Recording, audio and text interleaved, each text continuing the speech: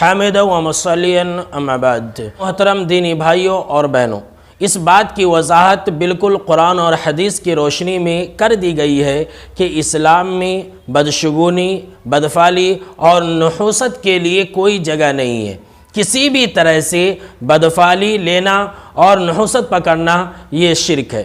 اب کیا ہوتا ہے، انسان ہونے کی وجہ سے شیطان تو انسان کے پیچھے لگا ہوا ہے، وسوسہ ڈالتا رہتا ہے، یہ ذہن و دماغ کے اندر خیالات ڈالتے رہتا ہے کہ دیکھو تم نے ایسا کیا تھا اس لیے ویسا ہو گیا، تمہیں یہ کام نہیں کرنی چاہیے تھی، تم نے ایسا کیا اس لیے آج تم کو نقصان اٹھانا پڑ رہا ہے۔ اس طرح کے وہم و خیالات اور وسوسے انسان کے دل میں آتے رہتے ہیں۔ تو میرے بھائیوں، اگر اس طرح کا وسوسہ کبھی بھی آپ کے دل میں آ جائے تو سب سے پہلے آپ اللہ رب العالمین کے اوپر کامل بھروسہ رکھیں اور یہ یقین رکھیں، یہ عقیدہ دل کے اندر بیٹھا لیں کہ وہی ہوتا ہے جو منظور خدا ہوتا ہے۔ اللہ رب العالمین کے حکم کے بغیر اس دنیا کے اندر کوئی چیز نہیں ہوتی ہے، اور اس چیز کا ذکر آپ صلی اللہ تعالیٰ علیہ وسلم نے خود بیان فرمایا ہے، جیسا کہ ابو داؤد اور ترمذی کے اندر ابن مسعود رضی اللہ تعالیٰ عنہ سے یہ حدیث مروی ہے کہ آپ صلی اللہ علیہ وسلم نے فرمایا کہ بدفعلی لینا شرک ہے، بدفعلی لینا شرک ہے۔ بدفعلی کے متعلق ہر انسان کے دل میں اس طرح کے وہم و خیالات اور وسوسے آتے رہتے ہیں۔